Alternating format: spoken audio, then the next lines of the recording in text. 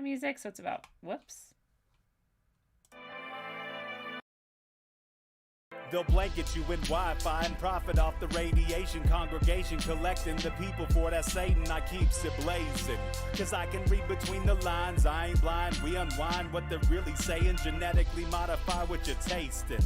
Don't need that cottage promise, so now you live up in your mom's basement. Redesign time so your mind is always wasted. Programmed to crave the basics. Keep the beta in stasis. Pay the state, kid. You're in debt for being born. Messengers are mourn, just the price for being warned. Don't be alarmed, disconnect from their machinations. Stop subscribing to the folly of own nations. Bone breaking ain't the answer, cause they seek the ownership of souls. Spread the seeds and watch them grow. Break the chains of control.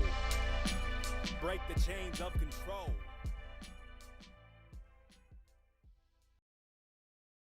Sweet eternal balance of all that is good, true, and beautiful, friends. Tonight on Rogueways, we are privileged to have the pleasure of talking with a private investigator, citizen journalist, and an active Canadian disclosure ufologist, a private paranormal psychogenic investigator, creator of the Ultra Spectrum classification system, and founder of the Experiencer Support Association, who aims to bridge the gap between the UFO, paranormal, and psychogenic communities to collect data to assist in helping experiencers understand why they are experiencing unusual and unexplained phenomena.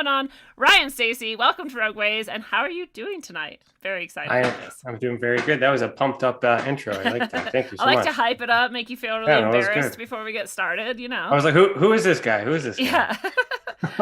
Before we do jump in, I do want to say I love all my listeners, all the audience out there. You're so awesome. You support their show through super chats, through donations, through tips, through purchases on the rogueways.org shop and at the T Public store. You can link to all of that below you wherever you're watching or listening. And please do come join the community at rogue.locals.com or on t.me/rogueways chat. There's so many ways to connect, and I love interacting with you guys. I love your energy. I love as you're chatting and watching and sharing and subscribing and all of those things. Thank you so much for all that you do out there, and thank you for being here.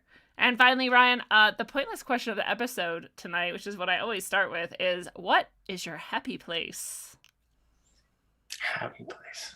I don't know why I thought of Happy Gilmore when you said that. Golfing? Is golfing your happy place? No. I just remember. I just remember that being a part of part of the skit, right? Happy place. But no, I have to say, with my wife, of course, we spent a good day today watching some movies and getting caught up on things. So that was a pretty good happy place for me. So I'll say that for now. I love that. I'm gonna say anywhere where I get to be next to water and mountains at the same time. That's my happy place. That is a good happy place. My wife and I actually traveled to some places like that too, so that would be like an epic happy place. Yeah, I feel like do you live in Canada still? Oh yeah. Yeah. Oh yeah. I feel like that Canada, you're always close to beautiful, epically beautiful, happy places. They're like all around. It is beautiful. It is nice here. Well, were you always into UFOs and aliens and stuff when you were a child? Has this been a lifelong thing for you, or is it newer? So I've always been a paranormal guy. I still am paranormal. I just got sucked into ufology and haven't been able to get out, but it seems to be the easiest thing to attach to. So yeah, paranormal for me, the ghosts, the Ghostbusters was a huge thing for me, of course. And I did like X-Files, of course, but that had everything, like a kind of mixed bag of things. It wasn't just UFOs. So yeah, I got sucked into UFOs, so it was always paranormal. Isn't it interesting? Because paranormal and UFOs can be totally separate for some people. They're like, I am just interested in UFOs, or I'm just interested in ghosts and the paranormal. But I've always felt like, how could they not overlap? Right? Like they're both fringe, they're both strange, they're both unexplainable, supposedly. So it's weird when they don't overlap. Well, they do. It's just the people who say they don't are uneducated. The word paranormal means not normal. So if a flying saucer that defies gravity and physics is not normal, that's technically paranormal. And the issue has always been, the way media has been separating them, never correlating them. I shouldn't say never, but not often. And a lot of people are raised nuts and bolts and only nuts and bolts, and others are raised that everything is possible in physics metaphysics and spirituality and all these things that we can't prove that we can believe. So belief versus, fact or hard evidence. Yet if they work together, I believe we would be further ahead than we are today. Yeah, we see that actually in so many fields too. If you get the qualitative in addition to the quantitative, then things just move easier. It's just easier to see the bigger picture, and you can't just have one or the other. Yeah, it's a comprehension thing, and the interesting thing, especially with me, is as an investigator, evidence is what is my forte. So I understand. A lot of people say I have evidence. Well, evidence of what, and what type of evidence, and whether or not that evidence is substantial or usable. So we have hearsay evidence, circumstantial evidence is a lot of what we have. Direct evidence is something we need more of, and there's also archetypes and people labeling it, mislabeling or misguiding it, or not understanding what it is. But the thing is whereas the UFO community wants something physical and tangible so they can measure it and do science with it.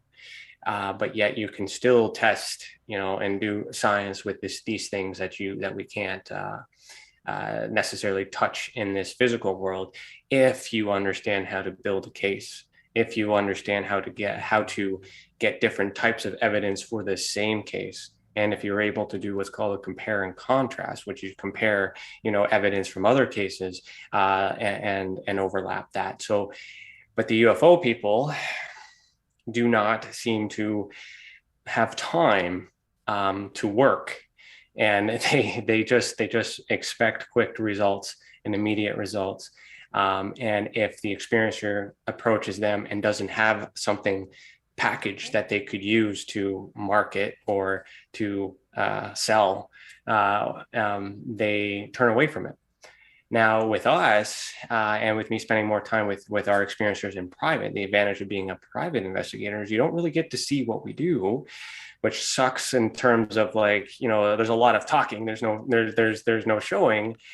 But for the experiencer, there's that more seriousness stuff that's happening behind the scenes, because these people don't want to be subjected to all of this other stuff too. So what we're working on right now is finding a way to take those cases and make the parts of them public, to at least show the UFO community how to comprehend paranormal and psychogenic and consciousness, so that way it can be applied to them. And I like ufology for me is like right at the end of this rainbow, which we call the ultra spectrum of everything else. It's so small in comparison to everything else that's going on. Yet when you're in that room, there's that, hey, we're the biggest thing since, forever. But you leave that, you start to realize that there's more out there. So that's kind of where I'm at with this bridge, right? Trying to bring everyone together, because the paranormal community, I'll use this analogy before, and it's a real life experience too. If I go to a UFO conference and I speak about UFOs, they like that. But as soon as I mention the word paranormal or ghost or anything like that, they cringe and they want me off the stage. I go to a paranormal conference, talk about ghosts, Bigfoot, all this other stuff. They love it. I mention UFOs, they love it, because they understand that it's connected. It either all exists or none of it exists, and one can't exist or not the other, unless it is military craft. And if it is military, then that makes sense. It's just human. It's normal. It's not paranormal. That makes sense. It's not normal. It's normal. Forget about it. Let's move on. Let's talk about all the other things that that are concerning, like abductions and implants and all these other objects moving, like a whole bunch of other stuff. Yeah, and the other thing I always like is to realize it can be both. It can be government weird stuff, and they could be part of abductions and doing implants and all kinds of things, or other organizations that are very human. And someone has to be in control. Someone has to be aware of it. Someone has to allow it, and someone has to regulate it. Those are all human characteristics. And a lot of the times, people point the fingers out there to say it's extraterrestrial or it's interdimensional. Well, what if it's us? And a lot of the research that I spend on too is trying to teach or educate experiencers on the possibility that we may be responsible for it. We may be the super beings, maybe us moving these objects, not a ghost. You just think it's a ghost because that's what we're told. But what if it's us? And there's a lot of science that shows that we can move objects. We can telepathically communicate. We can do all these things. But yet we think it's God, we think it's a divine, we think it's something else. Like, why not us? Why not think about ourselves? So Yeah, I hate to jump to random things, but you're just making me think of okay. this thing I It's all heard right. where that poltergeist activity tends to happen most often to young girls who are going through puberty. And I'm like, I mean, Allegedly. yeah, if that's true, like, do these other beings just enjoy puberty girls, or is it that girls in puberty have some sort of access to some sort of energy that is creating these phenomenon, and then we're calling them poltergeists? So obviously, I'm not a woman, so I cannot speak to how that relates in terms of the biological aspects of it. However, focusing on the biological stuff, and when we receive experiencer cases, a lot of times we get people reporting at different times of their lives and reporting different events that are significant. So whatever that index event is, that one that was impactful, that they needed to document it. Working with them, and then we try to get more experiences from them throughout their life, to include everything in the ultra spectrum. We then are able, once we rule some out, and the ones that are left, we're able to timeline. And when we timeline, I'm finding that it starts with some contact event or visitation event with a craft or something like that at a very young age. Then there's some paranormal activity around the early teenage years. I'd have to look specifically between male and female, but it still happens that puberty might be a constant. May not just be females. That could be a stereotype. True. Right? But puberty is something we have in common at those ages. And then later on, we start to see this objects moving. And then later on in life, near the end of life, we start to be more spiritual and start to tap into consciousness.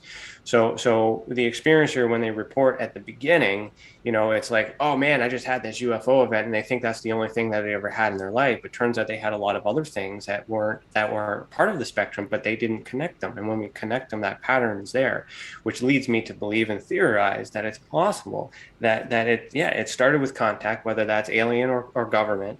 And then we've just evolved over these years. And this is evidence of evolution, which may have been created by some divine influence back then, but not now. This is the result of that.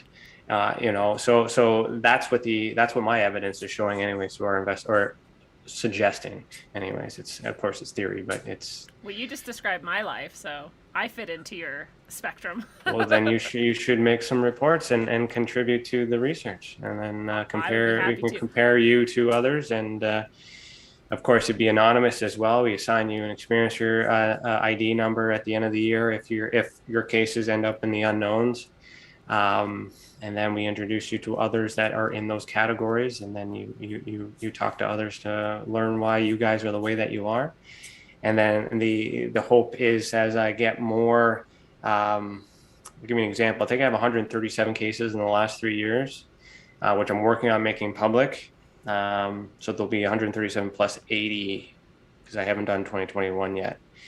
But anyways, out of those 137, there's 30 cases that can't be explained, at least by my team, myself, at the moment. So there's 30 people that, 30 experiencers that we would consider to be, fit that criteria of a multiple experiencer or an experiencer to that extent, that we could take to the next level where if I'm able to have, say, 30 that are able to connect to the ultra spectrum or consciousness in a certain way, then I would invite them to an area in which we can make contact. Because the other thing, we have these groups that go around and they do C5 or they try to, or seances, and I'm by the things that these gatherings where people they get together and they try it. Sometimes it works, sometimes it doesn't, and usually there's one person in there that, if they're not faking it, for one, but if there is one who's genuinely doing it, They may not be able to do it effectively with certain people depending on the energy that is in the room. So it kind of negates that. Now, do you really know if everybody in your room is on the same spectrum or has the same blood type, has the same eye color? You don't know that. With us, we're able to see that. And then with that, if we do a seance, the whole point is to take everybody within a certain category that is able to connect to that spectrum, I guess. And then a seance would be a method. Meditation would be a method. Astral travel is a method. So these people are still able to connect to whatever this space and time is, and they're using different methods. But if I have the data that shows that why these people are the way that they are and what brings them together, odds are in my favor that if we are in the same room using these methods, contact will be made and I can be a witness.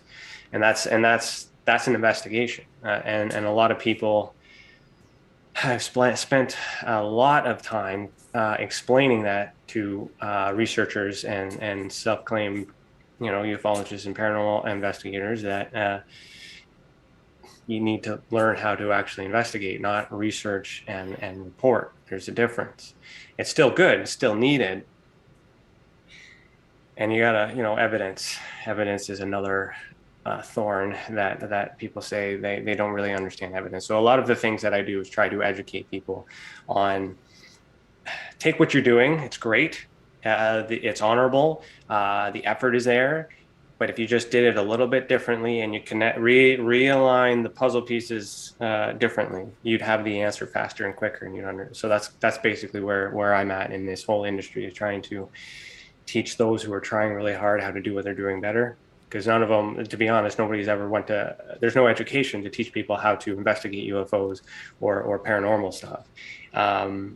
There is education for investigators. And whether I'm investigating paranormal, UFOs, or who's cheating on my client's husband,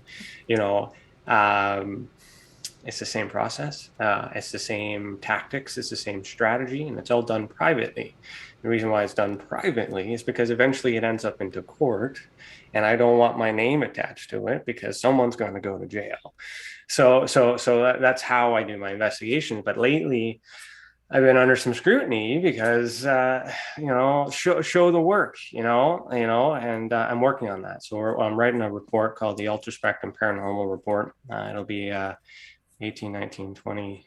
So it'll be a 4-year study that will show all the work that we've done so far. And then hopefully that'll be an example to show you guys what I'm talking about, and then encourage others to report and whatnot. So it makes perfect sense to me. There's I have this experience as well, that even in the work I do now, if there's people who are involved who are very skeptical or, I don't know, otherwise disconnected is how I'll just describe it, things do not happen as easily or go as smoothly. And when everyone involved is committed and present and like into it and has faith in it or believes in it or whatever, then it's way easier. So, if you're getting all these people who have had documented experiences of this nature you're talking about, and have those people all in one space, like, things could get crazy.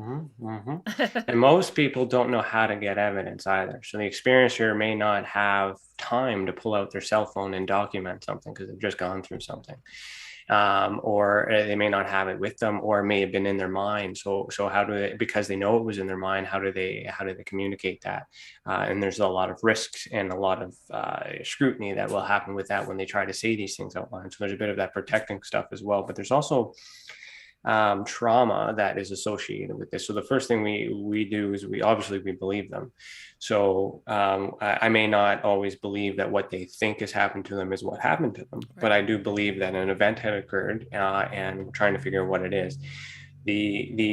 So that's my role is in the investigations, but as part of a company called the Experiencer Support Association. And what that is, that consists of a bunch of influencers like myself. I'm taking care of the investigations, but also there's we're looking for support teams to send our experiencers to either during the investigation or after the investigation to help live and cope with the experiences moving forward, such as Reiki or hypnotherapy, healing, and any of those pseudosciences. And that also helps with my investigation too, because if I triage it and be like, okay, here's the signs, and symptoms of PTSD or anxiety. It doesn't matter if it's caused by this event or not. I can't prove that or disprove it, but it's present. So here's a referral to all these things. Experiencers Anonymous is one of the things that we do as well. It's hosted by Stacey and Serena, which is simply like a meetup where you just talk about your experiences or listen to others just so you get it off your chest. And then report later on if you want. Some people report first and then they get referred to EA, or EA then encouraged to report. And then it's interesting for me because ideally, I like to get someone before they go to EA, because then I can get that damage report, if you will, and then make that referral, get that communion, get that help, get that community aspect to feel not alone, and then make another report. And then I can compare those two to kind of figure out, what is the index of the event and how much of the trauma is about this event, or understanding, or not feeling liked, and all these other things. So once that's done, I have a better assessment. And then it also helps me in understanding if I'm referring to the right pseudoscience. Because if I think Reiki is going to help them, then I want to know. I need to get that feedback, and this also will help not only reinforce the paranormal and consciousness side, but it'll reinforce those healers, those light workers, that it works. And because I've gotten all the data, I know what questions I need to ask. So and they don't have the answers. Do this task, send it back to me, and I compare that to what I have, and therefore I build that case. And then at the same time, if it doesn't work, then I won't refer them to all these other things too. And we do a lot of private referrals because a lot of them have businesses and they do it for real and they can't come public. So by me, yes, I'm a private investigator. You know what my face is. And a lot of people are all like, oh, he's not, not a really smart move to be a private investigator and show his face all the time. Well, the thing is I also own a company that sells private investigating services, which means I have staff, which means I have employees, which means the people doing the work isn't me. I'm just the one packaging it all together and presenting it, So it's a network. It's an underground network in a sense, but we want it to be more public because we want more people to use it. And but I've been involved with public organizations like MUFON, the Mutual UFO Network, and that doesn't work. And I'm getting more quality experiences by doing it privately, and then repackaging it and presenting it in an agreeable way that would hopefully encourage others. So we make these recreation videos is another thing that we do as well, which is something I do professionally as well, as recreate, crime scenes or events and stuff for investigation. So we make these recreated videos that kind of do these drawings and stuff of the event. And we put that out there to see if people have seen it. And if they've seen something like that, that encourages them to report, and then we get more, and then we quantify, and then we can compare and contrast. Because with all I have to do, and that's the thing with other evidence as well, when I was talking about that for the UFO people, just because somebody doesn't have a picture, or you don't have 1,000 pictures, I have like 1,000 drawings, not 1,000 drawings, but I have like 30 drawings of, say, the same thing. All I need is one person to give me a photograph that looks like these 30 drawings. And then then we put all these people together, and then those drawings all of a sudden mean more because someone else was able to take a photograph of it.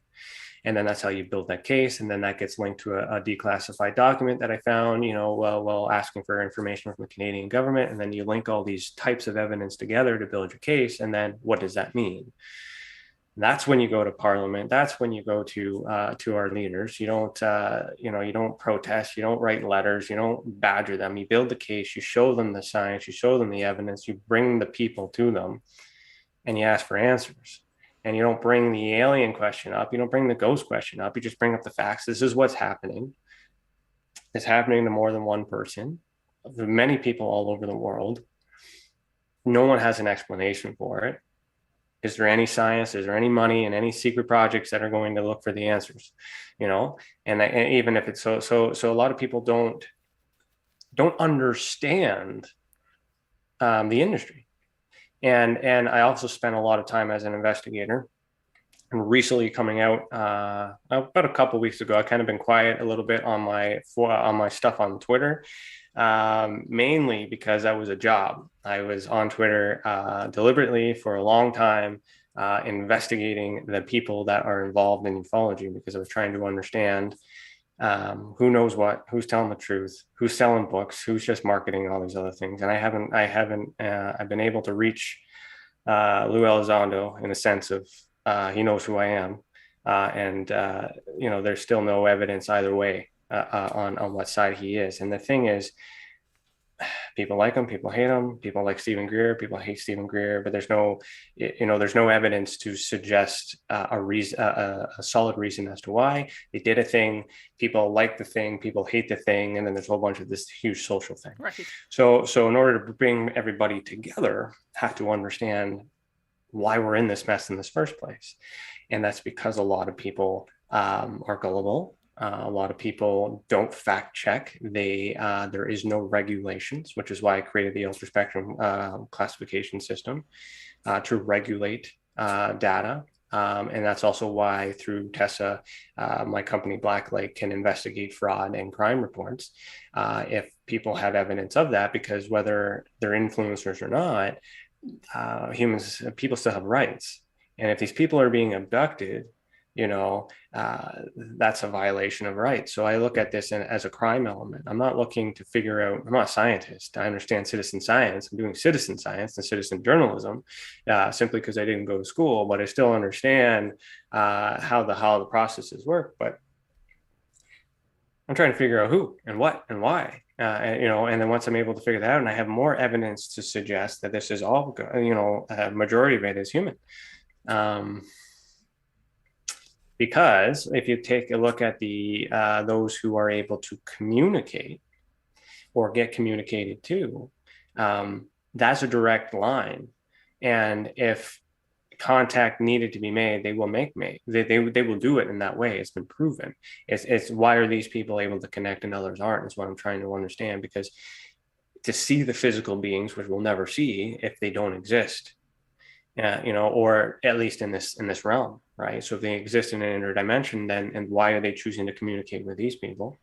And what is the message that they're telling them? And what is it that they're supposed to do? So there's evidence to show that whatever is going on, we're not going to get the answers that confession that everyone's fighting for, because there's nothing to confess to, or it's so intricate. When you look into mind control, which is evidence of something that already exists, how can you control it, right? So I kind of went in a rabbit hole here, but yeah, no, I love that question. It's just, yeah, right. The idea that much of this could be really projected into someone's experience rather than something that's even happening at all, and be made to be very believable. And so that's why I look at that as a possibility, and I look at the UFO and ET being a possibility, because I can't discern the difference. And as an investigator, I have to look at the facts, and the facts show, human origin so far. But there are still some things that I can't explain, because it's what they see, and what they're seeing is unusual, and other people are seeing it. So then we got to look into more details as to how they're able to see it, and what is it that they're seeing it, and where is it that they're seeing it, which is a further study that goes on, but that'll be explained in the report. But and then the thing is the only way to prove that is consistent on the experiencers, because we're going to have to make contact. And if we make contact in a systematic way, and we're just being divided or separated, then it's important for us to get together and try this. But then there's that duty of care, because if government is responsible, then they may prevent that from happening, which is the need to do it privately. So then, but that's why we have to do it. But then how do we do it publicly so that we more know about it, and have them believe you, right? So there's a challenge with that. So and I have to look at it both ways because, like, if Men in Black do exist, they haven't knocked on my door yet. I look at the Canadian government, for example. I do freedom of information requests whenever something comes up and I ask for it, I get it. I have a relationship, in that sense. I'm not asking, I'm not a journalist who is asking, hard questions to try to trap them and prove that they're lying. I'm asking them to explain something, help me understand this. Why am I seeing it this way? How can I help? Like, it's a different type of communication. I'm getting a better result from them. So much that journalists are getting mad because I didn't go to school for any of this stuff, but yet I'm getting information. Why? Because I'm talking to them like they're people. They're people too. They do a job, right? We all do a job, and the experiencers are people too, and they're experiencing something that we don't quite understand what it is, but they're not the only ones experiencing it. And if the government's responsible for it, that's where I take this data and kind of bring it forward in some point in the future and be like, if you're behind it, look at the mental health that aspect of it, right? Because there's a lot of people depressed, there's a lot of people with anxiety, there's people harming themselves, there's people killing themselves, there's people fighting with each other because they don't have answers. So I'm not asking you to tell me if aliens or ghosts exist. I'm asking you to provide me some resources for mental health, so that way these people can talk to professionals without being looked at strange. And that's the whole thing. And if I'm able to get them to do that, then there's a little bit of confirmation, but then at least I can rule out in a professional way whether childhood trauma or any other trauma within their life is somehow responsible for the visions that they're seeing currently, because there's a lot of normal human things in somebody's life. So when we timeline all the paranormal and consciousness and UFO things, that's great, but in between there could be legitimate abuse and little legitimate depression and things like that often get overlooked on the experience on a whole. But you don't look at it in a sense that it this is the other thing too. A lot of experiencers think, or other researchers and investigators or so-called investigators, they have this criteria, whereas if drinking's involved or there's a mental illness involved, that they're automatically not credible. Well, that's you got to throw that out right from the get-go. There's ways to figure out whether or not the alcohol or drug influence is related at all to the experience. There's also ways to figure out if the medication that they're on provides the symptoms in which they're experiencing. So you actually know how to ask these questions and do, police officers know this, and detectives know this. And a lot of the people in the industry are neither of those. Some are retired, but not doing any of these, so that's the other challenge too. So whether or not, it matters. Like if somebody had 3 drinks and they still saw something, but the person that's the report. So they throw it away. But if you investigate and you realize, hey, there's 2 witnesses, you talk to the other 2 witnesses, but those 2 witnesses weren't drinking and they saw it. So therefore that drinking doesn't really matter. Right. So it's that's another thing too that I'm going to be doing in the future as well, is creating an academy in which I'm able to teach others who are already doing this, again, how to do it the proper way. So that way we have better data and we have better evidence, because the people are already putting the effort in there, and it's not their fault that they're doing it wrong.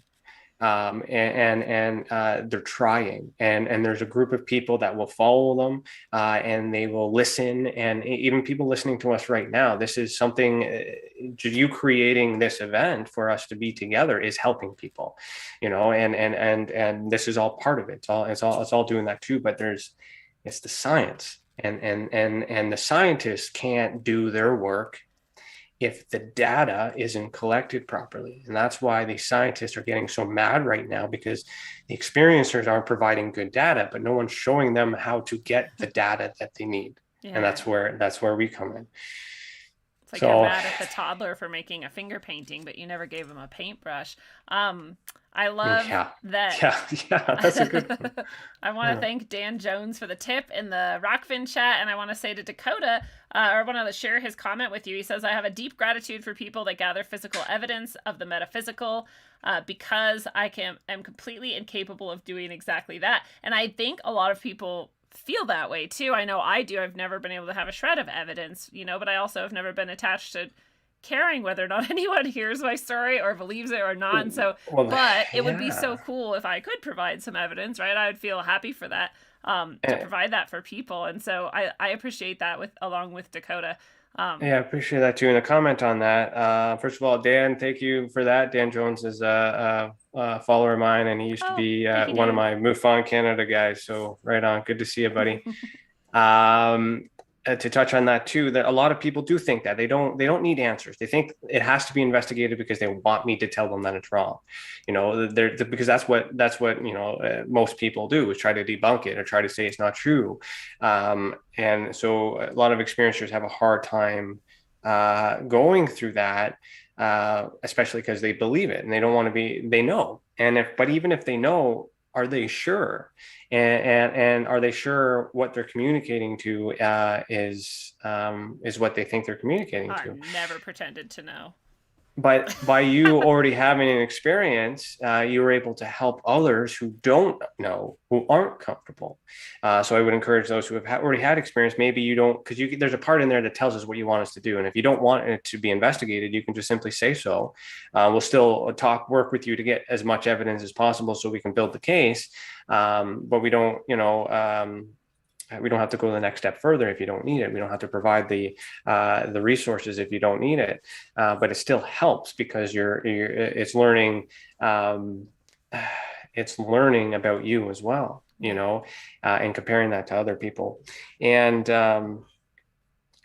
No, I would be happy to share everything with your organization for sure. I just meant I never have tried to get pictures or anything like that, because I'm like, I know what happened. Well, that's the thing. And there's ways to do that. You can draw it, you can talk about it, we can recreate it. I mean, there's different categories and groups and stuff depending on what it is. So a lot of it for me is repackaging it. I'll give you an example with our classification system. So for those of you who are familiar with the Hynek and Valet classification systems, this is a enhancement to that, which also adopts the concept of the super spectrum from John Keel. I've also like my three favorite people you just named. All right. So they were all onto something. I had a good conversation with Paul Hynek, who's the son of Alan Hynek, and he considers the system to be robust and intricate. Cool. And he knows it's going to be hard to push, but I do have his blessings in the sense of enhancing his father's work in that sense. So with that in mind, we've created. I'm trying to visualize this because I don't have it in front of me, but right off the bat, we've changed the wording. Instead of calling it close encounter, it's close experience. Because the word encounter right away, right off the bat, creates that assumption that it's a negative event. And there's a lot of people that have positive events, and that's usually the people that don't need to report it because they're not having a bad time. But I mean, how do you know that this good thing is not leading you down and tricking you, right? So we have to be mindful of that, especially when you're doing seances and CE5s and you're making contact with these entities. Sure, it showed up, but how do you know it's going to be positive, right? So we still have to have those parameters in there. So, then we go, so with proximity, we got extreme close experience and then remote experience, and then we have mental experience. We include the mental element in that. And then we have levels of evidence, which is basically your senses. Would be level 1, whether you can touch, feel, see, hear, smell, or have it in your mind, psychogenic. Level 2, I believe, is circumstantial or analogical. So drawings, hearsay, things like that, or residual evidence. Level 3 would be documentative, so pictures and videos, and level 4 would be government documents, and level 5 would be contact, whether that's through UFO or seances. I just talked about those two just as a quick example of how both communities are using their mind to connect with what we call the ethers, the elder spectrum, connecting to this place. And that's what brings the communities together, is because whether it's interpreted as a UFO or paranormal, these people are in common because they're still doing the same method to make contact. They're just choosing a different medium. right? Whether it's a Ouija board or a crystal or tones that you're listening to on the beach. You know, you're still using your mind and you're still projecting, and you're getting these results. So we also categorize them differently. So I'll use sensory. So we call the first category sensory display, which would be an indication of that allows every sense to be used as a method of obtaining the evidence. So most people see it. Some people can smell it. Some people can hear it. Some people can feel it. And then that other category for sensory display gets split into two groups, which is aerial activity or paranormal activity. So aerial activity is anything that's in the sky, and paranormal activity is anything that basically is anonymous and there's no witness around to do anything. And then in the aerial activity, that gets split into light and machine. And with light and machine, that kind of gives you the difference between a UAP and a UFO. But those are archetypes. We wouldn't call them a UFO or a UAP. We would just call it a aerial activity, light or a machine based on the characteristics. Now, if you are a paranormal person and you see a paranormal orb or an orb in the, what is the difference between that and a UFO orb? Sorry, I was a little distracted, but I agree. I've always thought of them as very similar. If you remove the UFO and paranormal word from it and you just say orb, it's a light in the sky. It technically is aerial activity, and it's a light. So that could now, which we classify it or categorize it as so. If you want to call it a UFO, someone else wants to call it a UAP, someone else wants to call it a paranormal orb, or some of the skeptics want to say it's dust mites and whatever you want. Still no evidence to confirm either or. We all have to agree that some sensory was triggered to be able to see physically or mentally this orb shape in the sky. And then everything else is interpretation. Everything else is propaganda and marketing and media. And none of that matters. There's a lot of fluff and there's a lot of garbage. But if you reduce it down to the minimals, that could even be environmental. There's ball lightnings and things, but those are all ideas of what it could be, but you still have to investigate it case by case. If you're one of those people that just scrolls through things on the internet and you know what it is without doing an investigation, you've either done, over 1,000 cases like I have, or you're just guessing, and even though that I have that experience and I'm scrolling through and I can tell because it fits the characteristics, I've done the work and I can prove the work, I still do the work just in case I'm wrong. For the experiencer, because I need to learn and I need to do this. And I'm not an engineer and I'm not a biologist. I have friends for that. That's where the experts will come in to tell me that it's not these. And that's why it's very important that at this investigative level, which we don't have, this regulated level is important. So that way we can give it to the experts who spend a lifetime in those fields to let us know that whether it fits the criteria in which they're looking for, because those are the picky ones. But, you don't want to waste their time. The other analogy that I always use is if you look at a crime scene and you're the officer on scene and you got to protect the crime scene and you notice that there's blood there. So that's forensic evidence. So you know enough not to touch it, but you block it to make sure no one else ruins it. Then you call in CSI. CSI comes in, takes the sample, and then they leave. Then everything gets cleaned up. You talk to the witnesses, you get all the information. CSI lab comes back with the results, and that either matches to what you've already come to or not. So the experts are used very small, but very important. Later on in the investigation, all this investigative groundwork needs to be done first, and nobody's doing that.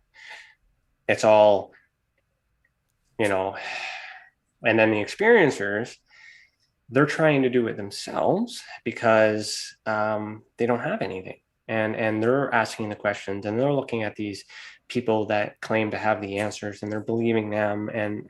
But if they learn how to investigate it for themselves, which is another thing we do with these cases with experiencers, is another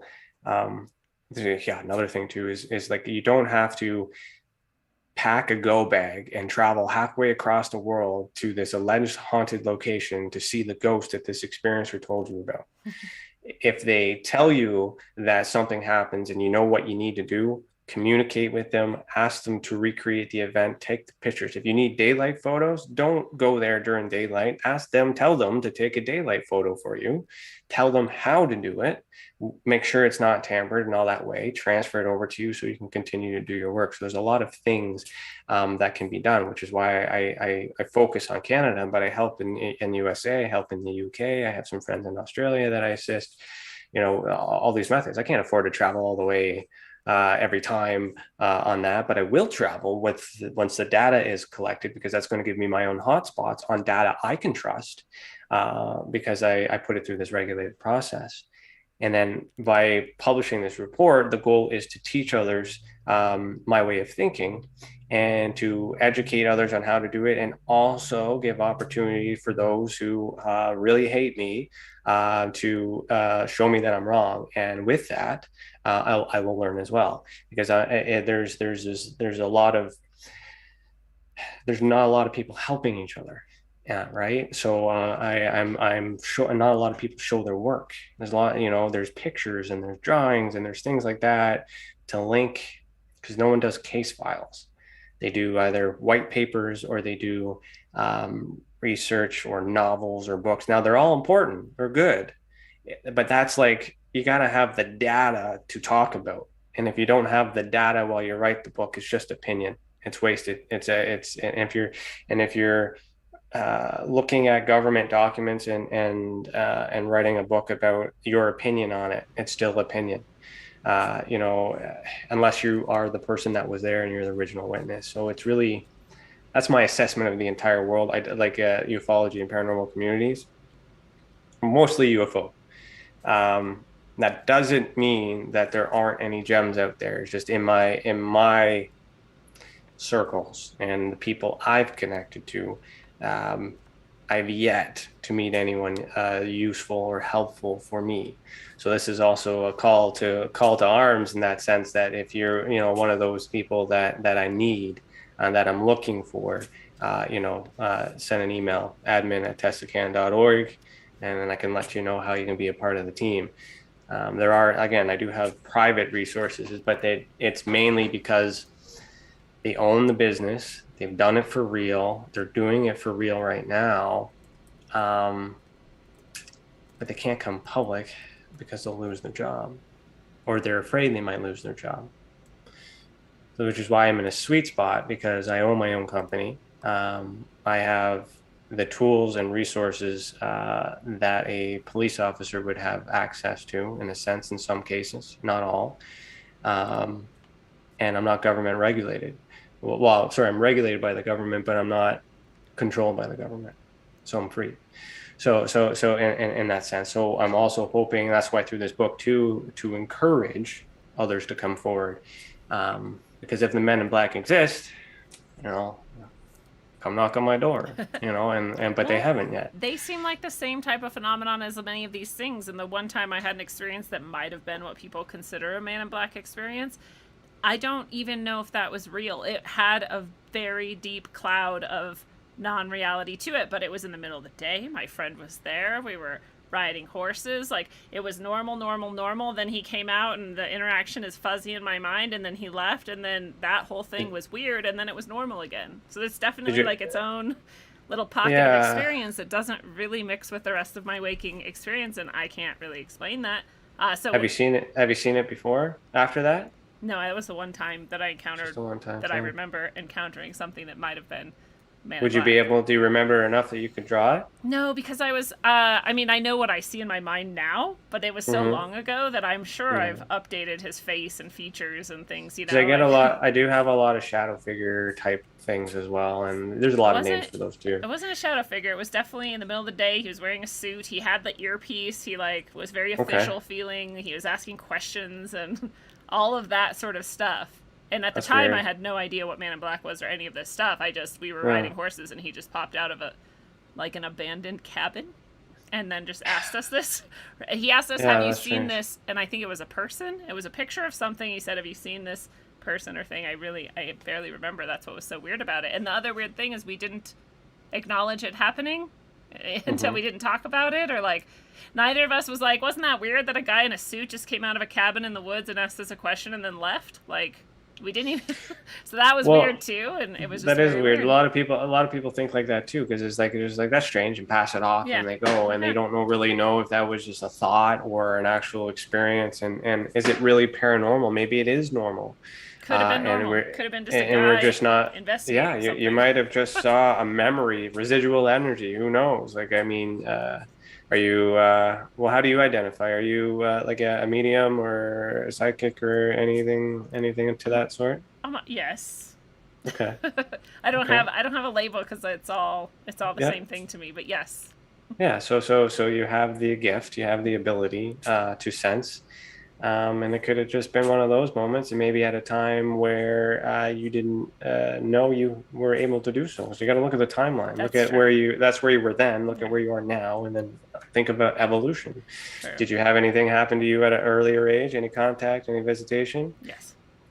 You know, and so we're not making this up. This No. isn't a magic That's trick. why when you were We've describing never that, met before, no. right? We've never met before. No, Right? when you Yeah, were so describing that whole process, I was like, yeah. that's exactly what happened.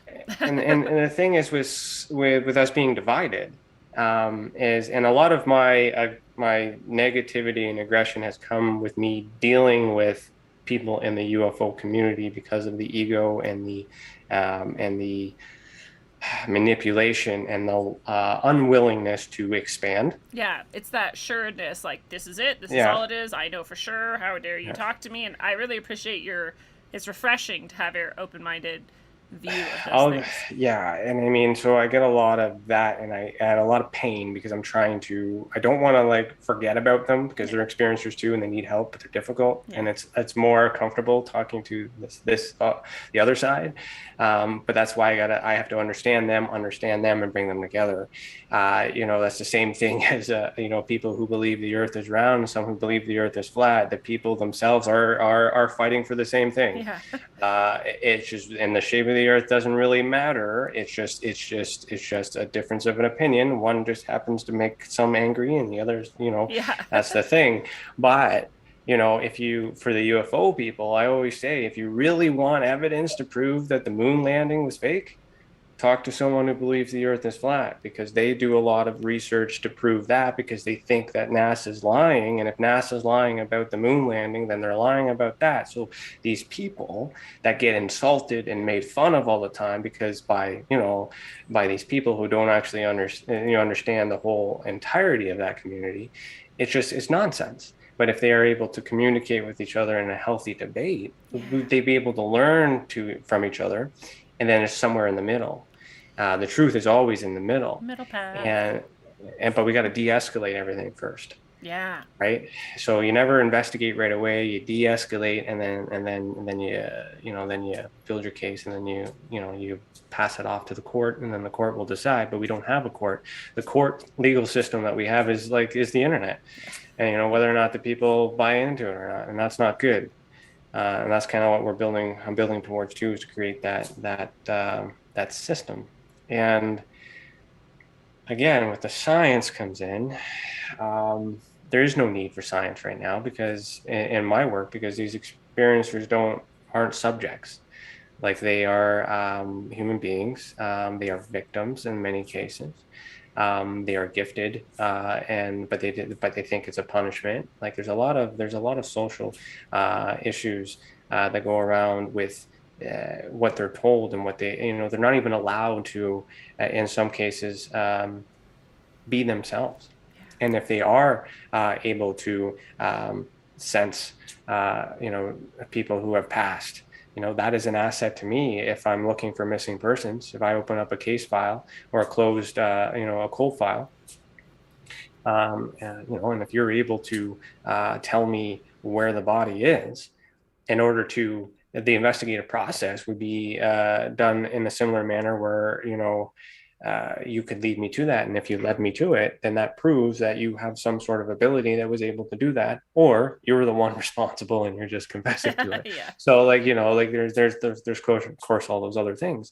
So there is a need to do all that. But these UFO guys, are so smart that they're dumb, Yeah. and it's upsetting. Um, like it's great that someone could do the engineer and figure out, the physics and the mechanics and the all through theoretical science that exists, but it doesn't prove anything if you don't if you can't connect it to a physical object.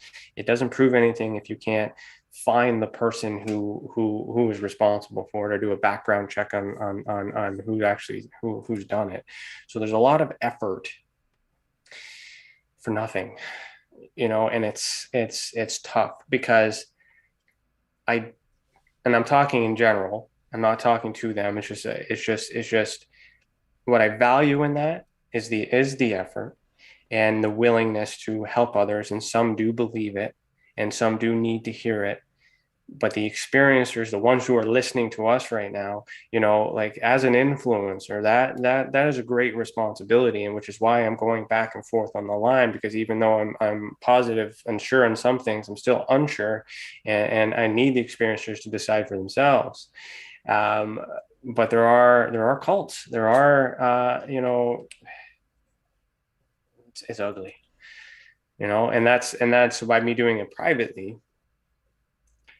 I'm hoping when I make that public, I'll be able to show an alternative way to do this, and that these people that are thinking the way that they're thinking might be able to read it and be like, that's an easier way to do it. They may not acknowledge me, but I'll see the change, and then I'll know it's because of that, right? And that's kind of where I'm at in this whole mix of things. And if you're an experiencer or a researcher, you don't have to like have 1,000 cases in anything. You just need one. If one person can do the investigative process properly and get the facts properly, then that's good for the entire world, no matter where you are, because this is a global phenomenon. This is a global issue. This is happening to everyone. And what is happening to everyone? We're all human. And why couldn't it be human oriented? So I'll ask you a question. If you, since you are gifted and you're able to communicate or tap into the ether, the ultra spectrum, if you were channeling in this instance, you wanted to bring in a message because you have an answer for someone in front of you or yourself, and you put that out in the ether, are you confident that it's extraterrestrial or divine that's giving you the answer back? I mean, I would say I'm confident that it's divine, but not maybe in the sense that you're saying it right now. So I'll just say no, I'm not. So if I was meditating at the same time and I was putting love and light out into the ether, and all of a sudden I put out an answer to your question, and you receive that, right, would you be able to tell the difference between divine or me in that moment? No, because in Right. my experience, the truth is truth, and the feeling is the feeling, and where it's coming from is same as anywhere. So we Right. have millions of people meditating and doing yoga and mindful work that don't even believe in the phenomenon every day, sending positive thoughts and positive messages, even negative, out there. And there's people out there listening and receiving, and then going on their day. And so if it's human, then it's not extraterrestrial, it's us. And if we're happy, then everyone else will be happy. And this negative experience comes from these events because it's a fear of the unknown. And if you're in your room and there's a being in your room while your doors are locked, you're home alone, it's frightening. Even if it's in your mind, you have that it's scary, and it should be scary. But we also don't know the intent of them, unless they do things to you, but then that's implied intent and things like that. But, so there's a lot of information we don't have, and it's been going on forever. And especially with ufology, 80 years of this. And it's no wonder that the United States government still doesn't know anything about it, because they haven't been looking into it, because no one has really, you can't measure it unless it's a cover up. Right? Cover up for a cover up. So all these things have to be possible.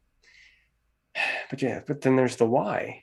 And then, and if they're able to communicate with us without the controller knowing about it, is it the government giving us the message, or is it us giving the message to each other? And if it's us, then we just help each other, and we develop these abilities, embrace these abilities, and do good with them.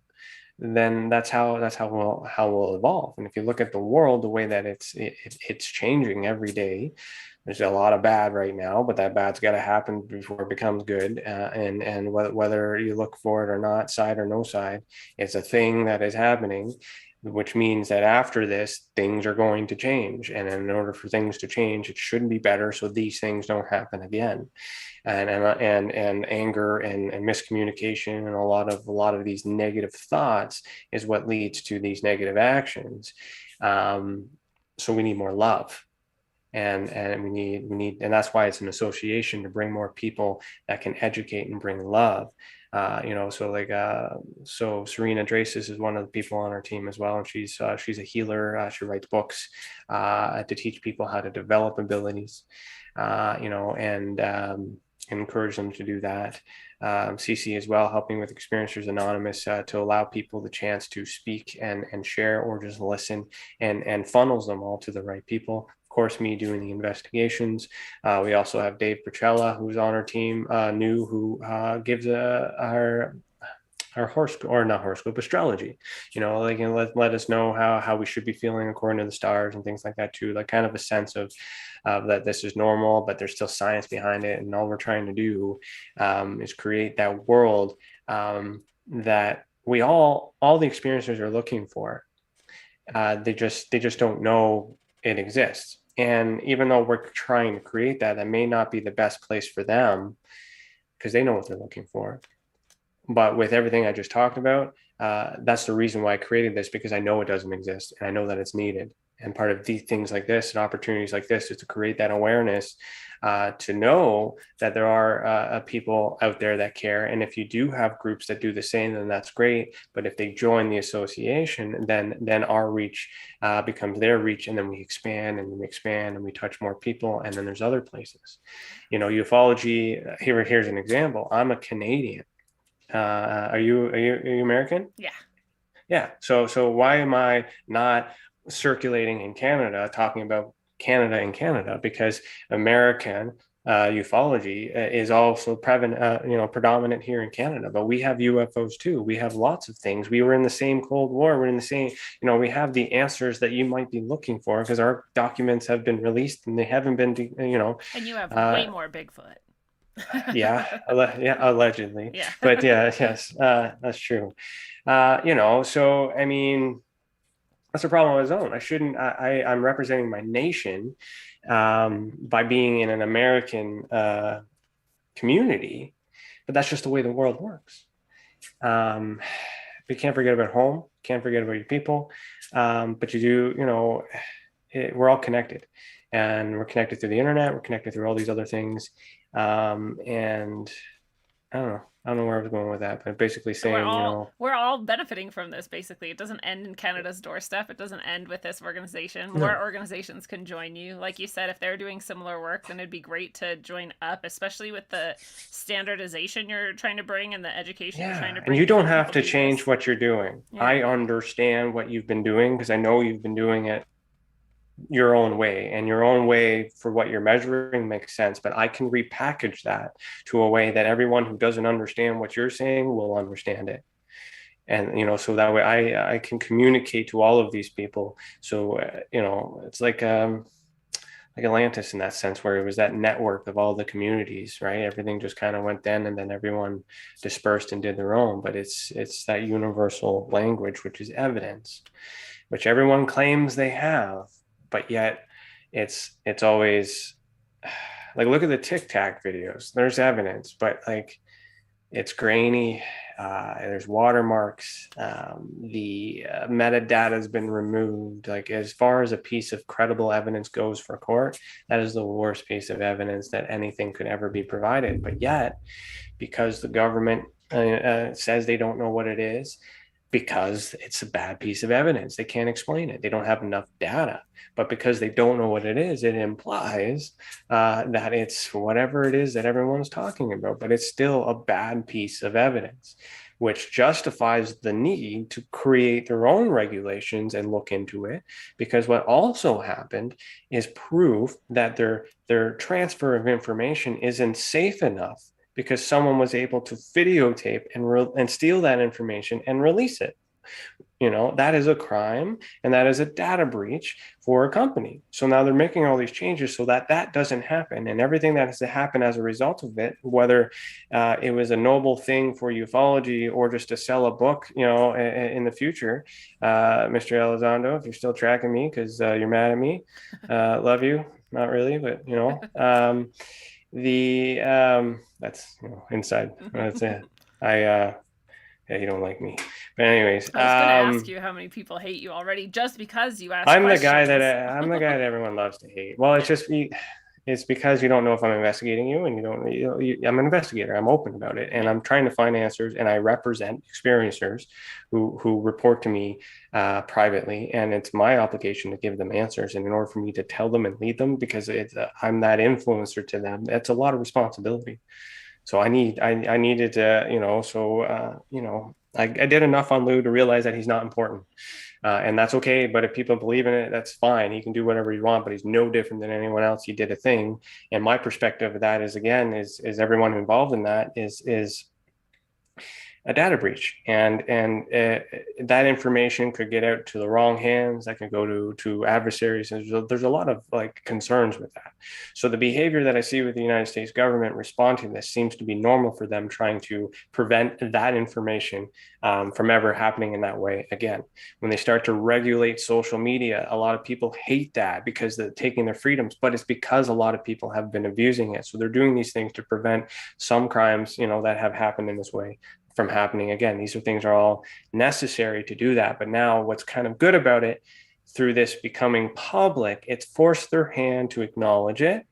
And it's also forced their hand to put some money in to give a report. So the truth of the matter will come when we get that report on whether or not, okay, now we've done what you've asked, and now we know what it is, or we've done what you asked and we still don't know what it is, and now we're going to continue to put weapons in space.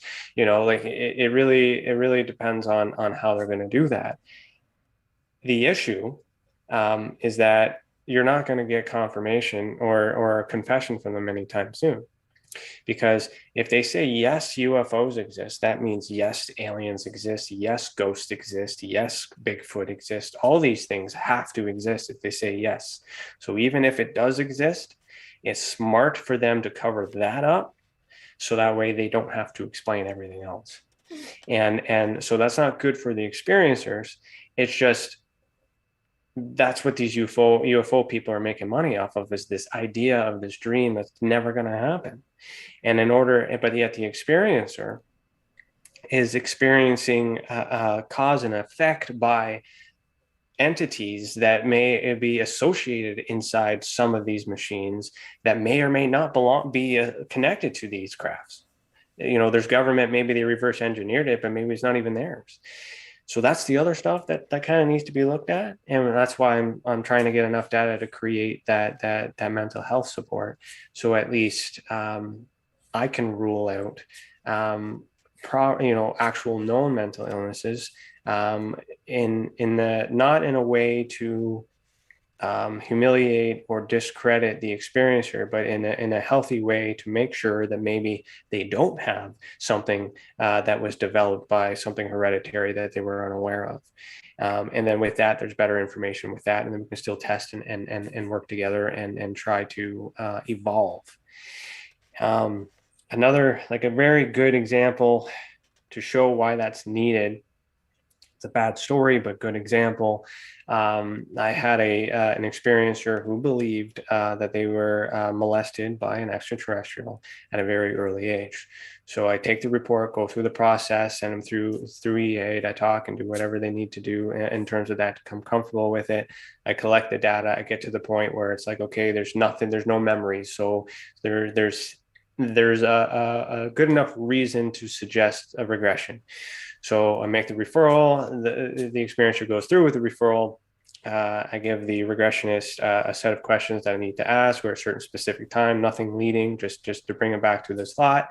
And then when they go back to the thought to describe the event, they named their stepfather and they described human characteristics. There was no extraterrestrial, there was no alien, nothing. So within that part, it's so now we're having a conversation where we have this duty of care to make a report on sexual assault. But the underlying issue is that the trauma was so severe that they lived their entire life in fear of extraterrestrial, because it was easier to believe than the fact they were molested by their stepfather. And that's the reality. And you can't get that when you're on the internet and you're doing these things and posting them on Twitter and doing all those other things. It's good for that community. But those people that I'm talking about are not there. They're listening. They're emailing. They're talking. They're going to be the ones making the reports for us tomorrow.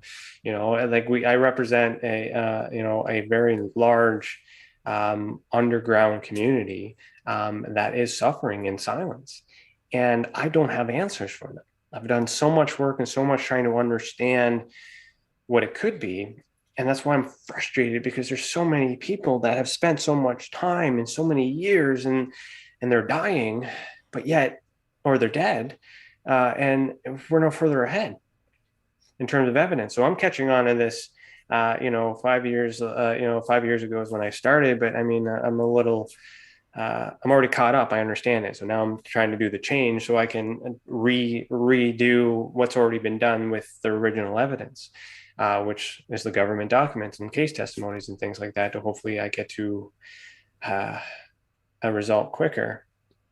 But then who do I turn to? I can't give it to the government, right?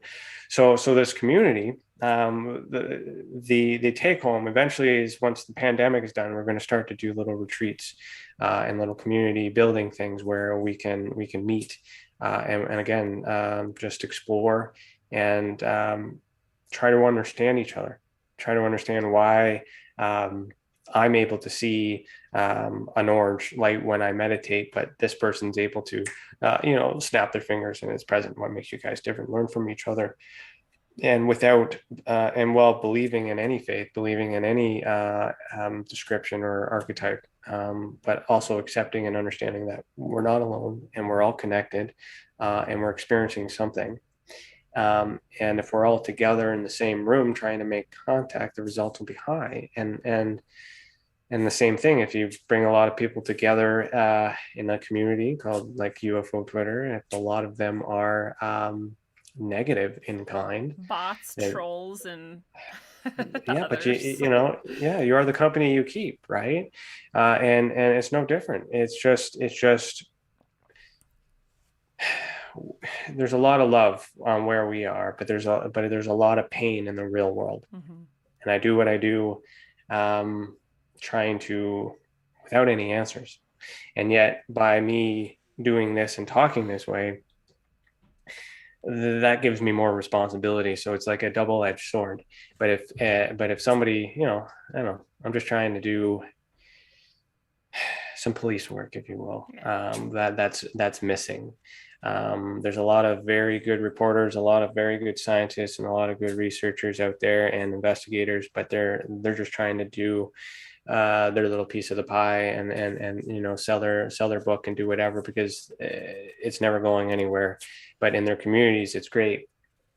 But if you wonder why people aren't reporting to you, and you wonder why you're working so hard to market, and all I have to do is go on a podcast and talk bad about you for 2 hours, and all of a sudden my ratings are through the roof, it's because you don't understand the people, right? You're doing it right. And if it wasn't for these people that are listening, even Dan Jones is one of the guys who's made many referrals in it. I'm only mentioning you, Dan, because I can't see any chats. I can only see see the host here. We've got Samuel Bruce as well. I don't know if you know Samuel. I don't recognize Samuel's name. Don't. Welcome, Samuel. Hello, Samuel. Welcome. There's a lot of people that I have helped and I continue to help, and it's just tough because I don't know anything, but I've looked everywhere. Yeah, I love the holistic approach though too, both in the field itself, where you're drawing together literally everything you can to see, like, no, really, what is this? Let's be completely unbiased and let's actually investigate. And then also in the treatment of the people that you were working with as well in your case studies, the whole life and all of the experiences and all of the possibilities for them as well. And both of those are really valuable obviously, and you can see what good it could do when this starts to, you know, gain more steam, and hopefully more of these people who are really rooted in their ways can sort of experience with you the joy of that and that healing of that, you know, of treating it holistically and really getting past biases and these preconceived notions. And if they don't, that's why I'm creating the academy to teach the next generation. Because it's just me trying to look at the old and the current, and basically it's like you either convert or you die. Here's your chance. Okay, you don't understand. Let me show you what I'm thinking. Tell me if I'm wrong, because maybe I'm just got an ego above me, and I think that I have the answers. Maybe I don't. But the results from the first book, which is this Canadian Current Event Survey, is just for nuts and bolts for the UFO community. That was the first one I published. And that changed their tune real quick, because these people seen declassified documents that they didn't even know existed. And they've been looking for declassified documents for years. And they're journalists. And how did this private investigator who doesn't have a degree in journalism get all this information? Because he's an investigator. He knows how to get stuff. So, but that doesn't make me I'm the only investigator in the field. So what I'm also trying to build a team of is I do have other private police officers that help, that are experts, but they can't do it because they work with police. So they help, and so I do have some help in that sense in those communities, and they're rooting for me because they can't do it. But it'd be a lot easier if some of you guys would come forward as well and show your expertise and take over certain things for me, because strength in numbers, right? It's just an idea. It's all theory. I could be making all this up right now, right? if you were to look at it as far as evidence go, this is hearsay. This is testimonial evidence. Well, is that so? People can make a report to TESA, the Experiencer Support Association, right? If their own experiences, they can also be referred or join with the Experiencers Anonymous, right? And they can also then join you and be trained in order to become investigators themselves. Yes. And so they can also take whatever organization they may also already have and sort of see how they can link. Are those kind of, is that a good summary of all the ways people could? That's pretty well it. So the academy is in development. Our website is being rebuilt.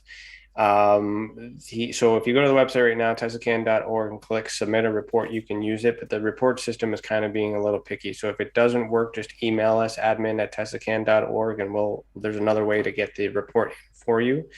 The new reporting system, which is supposed to be done in April for the new website, will be mobile friendly, and you can pull it out and be a lot easier and user friendly. Now we're also creating on that as a virtual evidence database. So the other thing, if I were to take a declassified document, for example, just to talk about how the industries use the same piece of information. So like this is a declassified document that I retrieved in 2019. It was originally secret, and then it was declassified. That confirms a UFO that was considered no threat, but it was observed oscillating vertically and alternating lights, red and green. So the speculation around that is like, how does the government perceive it to be a vertical oscillating object, no threat, unless they know what it is? So it's not it's a UFO to me, but it's not a UFO to them. It could be military, it might be extraterrestrial, who knows? But the characteristics are strange. Now, putting it in a book is one, or talking about the document is one thing, how authors will do about it. A journalist will write a story about the people involved with the idea of the information, and then they'll leave a link to the document at the end. Other people will post the document and let other people read it, and they'll share around and they'll read it. That's it. What I'm doing with this on our virtual evidence database, there's an example of that on the current website right now, but the new website will be able to, like, it's magnifying that. I put some money into to be able to do this for the next 50 years, and to actually bring in the United States and Australia and the UK, because they have declassified documents too. So I'm creating a portal where other countries can contribute. But essentially is you got to look at, like, the document itself is physical evidence. It's a good source of evidence because it came from a government agency. It's still a report, but you still look at the information to see if they had all the information from the witness, and the witness is the experiencer. So the best evidence in that case is not the government doing the case, it's the person who reported it, because it's a pilot who reported it, and then all of a sudden, aircraft responded from NORAD, and then they talked to the pilot, and they made the report, and then I'm getting the report later. When I realize it exists, and when I notice it exists, I ask for it, and then I gotta prove it exists, because if I can't, then they won't give it to me. They're very tricky, right? You gotta, so there's a way. And if it exists and they don't give it to me, and then it comes out later, then there's a bunch of laws, which is why having an investigating firm is beneficial. So because we understand all those loopholes and how to get what we want, and so that's the document itself. Now, within that document, it gives you a location, and it also gives you a time. So that if you can have a case full of documents, that says they have thousands and thousands of documents about whatever, but it needs to be distributed. You got a blogging site that has thousands and thousands of documents on there, but if I want to go and find it, I always use Greenwald as an example. He's been a guy who's been doing it for many years, and he's able to ask the right questions. He's always posting it for people to see and to circulate. But as far as the database goes, it's not searchable. It can't be found. I can't read the information. It's not being done properly. Now, he started this many, many years ago with different types of technology, and for him to change the way he does things now would take a lot of money and a lot of time. So he's just going to continue doing it his way, which is why I'm creating this database for this new way. So that way, when technology changes 50 years from now, we're still able to contribute, and hopefully get some people to take the best of the best, give him some credit, but then add it to the website. And what we do is not just as the document on there, but you're going to see where it happened. So you're going to have a visual proximity. You're going to see also when it happened, so a timeline. So once we get all these government documents together, especially when we shared wars together, if the Canadian, if I have, like for an example, I have a Canadian document in 1952 of an our Royal Canadian Air Force interrogation of a German who claims that he worked on technology for the of a flying saucer, engineering that. And then he didn't want to go to the United States, so he came to Canada. So, but there's evidence of Canada knowing the existence of UFOs, knowing, bringing that in from Germany, also knowing enough about the information that the Defense, the National Research Council, or the Defense Research Board, DRB, knew enough about the UFO and its creation to suggest that this person was lying in order to get a green card. So even though they didn't have any evidence to prove it enough on its own, they had enough knowledge at the time to know that what he was describing wasn't a German UFO, which proves that Germany had UFOs then, which is information that a lot of people know. But on the American side, that's information that may help because it's the same time in war. This is the Canadian perspective. And what I'm trying to understand and comprehend is that there are some people that are Canadian that don't do any Canadian work, so they used to, but they're now focused on American ufology.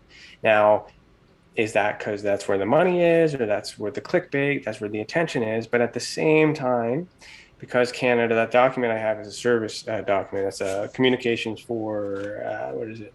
It's written down somewhere. I can never remember what it is. But anyways, it's a vital intelligence report. The whole relationship is that once we investigate something, we make this report and we give it to the States, and then the States continues. So if the States declassifies everything, then we'll get answers. But yet, you're so tight-lipped, and here Canada's declassified over 9,500 documents, and I'm getting more on a daily basis. But putting them on my website for people to look and read, that's good if I want to get ad revenue. But if I don't split them up between time, proximity, location, and I indicate the points of interest, the people of interest, it's like a crazy board, but a digital one, like an association chart, in every single document, you're not going to be able to establish a pattern. And once I do that, and I've done a few as an example on my website now to know that that works. And I've also added my own reports to that to see how the different types of evidence can be correlated. And once I'm able to have that, you'll be able to figure out who was in the room during all these documents. And if I have a name that's here in Canada, and all of a sudden they're in a document in the UK, and they're a document here, you can start to piece together how everything happened and how and who what covered it all up. Canada's released the information. It's been declassified since 1995. The problem is no one has actually done the work. And if I just look at a couple cases and I triangulate it, I was able to figure out that, like, that German thing. That doesn't mean that just means that was what was happening according to those documents at that time in 1952. But but there's a whole bunch of other things. So like we also have what's called Operation Matchbook. Matchbook is the same thing as Operation Paperclip. We got engineers as well, but no one's talking about that. Why did we get in? Because we share a border. America was founded in 1776, and then Canada 80 years later became 80 years later. Wow. which means that America was the whole thing of America for 80 years. And then Canada broke its sovereignty from the Queen at that point. So there is possibility that America is still here, and we just put a line, somewhere down the lines. Who knows how that all started back then, but all the documents will kind of show that. So, I mean, UFOs don't have borders, and if we were all come together, and this is a global thing, we need to work together. A lot of people talk about unity. Unity is not you and your friends getting together and doing a paranormal roundtable. Unity is scientists and data and everything coming together from different organizations and pulling it together in a systematic way. And no matter what level of education you have to think of the slowest learner if you want this information to be understood. So by breaking it into proximity and to time and persons of interest, anyone can look at it and be like, there's this person, who cares what their name is, appeared in 17 documents. This person appeared in one. This person's probably more important than this person, so I'm going to look into that because there's quantity. And there's a pattern over here, and these things are all associated and blah, blah, blah. So it's very easy for people to understand how it's connected, because I can tell them it's connected, people say it's connected, but how do you prove that it's connected? So an example would be in Saskatchewan. There was a civilian case that I had that had drawn an orb that looked very similar to this one on my cover here. It was an orange orb. That seems to be common. It was I don't want to say exactly where it is, but it was somewhere away from a military base. It was in Saskatchewan. Moose Jaw, I think, is the military base there. So I also found declassified documents about military police observing what they described as an orange orb. I think that was from the 60s. This civilian report was from 2019, two separate cases, but civilian versus military. Some people would think, well, it's not important because that military is better, but civilians not, because whatever it is you're trying to measure, they don't understand how to bring it together. When I put it on the same data on this map, I realized that it's not just in the same province, it's 10 kilometers down the road from the military base. So we have a history of this happening in the 60s that describes something that sounds very similar to what this witness drew in 2019. So how did this witness see the same thing, and are they still testing this, or is it going back and forth because you're really close to the base? So there's proximity. So that's when you take all these individual cases and you put them together, and that's how you find your suspect. So that when I say crazy board, you imagine that cork board with the pictures and all the stuff and the lines. That's what people do, and that's what I'm creating. And screaming at Yeah. So I'm creating a virtual one, and showing you guys how to do that with Canadian data. And what I'm hoping for is that will inspire someone to hero the American side, and UK, and then Australia, and then eventually you'll start to see how it's all connected. It's not like, and it's regulated, meaning when you report to us and we help you, if you already have a case and you want us to add it to the database, take in consideration that the people vetting it is my private investigating company. So we're going to make sure that you have the best evidence before we publish it. And if we do publish it, we give you credit, but it's my insurance. We're insured. That's a thing that you guys don't have. We're bondable. And so we put these checks in before we provide it as evidence, but we can't interpret what it means. We need the experts. We call in an expert witness in court and things like that to testify, why certain things. That's when we bring in experts, but we can still put the best evidence on display. But we have to go through it and regulate to make sure it's the best evidence, which gives us the opportunity to teach you too. So if you can humble yourself and realize that, hey, there's an opportunity here for us to teach you, or maybe compliment and say, like, you don't have this background and you understand this through citizen investigation or citizen science. You did enough research to teach yourself how. Here's a pat on the back, and we'll promote it, and you get this double stamp in a sense, because a lot of people that I've experienced do a lot of good work, but a lot of people crap on them because they didn't go to school. But in terms of evidence, if the evidence is good and I'm able to promote it and say, who cares if it's no different than the experiencer who may have a mental illness. The education doesn't matter if they have the evidence. And if they're able to obtain it, anyone can do that. So there's a lot of stigmas and there's a lot of thoughts. So that's how I'm going to bridge everybody together. But I need people to contribute. That's the thing. All this stuff that I've been talking about before, I'm doing quite a lot for my country, quite a lot for my experiencers on my own, but I've created the Experiencer Support Association so others can do what I do, because that's how we're going to get unity in one shot. And it just gets regulated to make sure that my insurance will cover it, and to make sure it's accurate, so insurance covers it, and to make sure that I can use it in court later on, because I'm building a case. I'm not going to sue anybody, but I mean, if I have enough evidence, I can ask the right question. So I'll give you an example of another case. Let me see here. This case here. So I snuck this case in at the end of this book. So this book is called The Canadian Current Event Survey, Reporting Year 2020. You just search Ryan Stacey UFO on Amazon, you'll find it. If you cannot afford it and you really need it, email me. Email Tessa at admin@tessacan.org and let someone know that you would really benefit from one, and we'll give you a free copy. But if you can afford it, please purchase it, because proceeds go back to the association.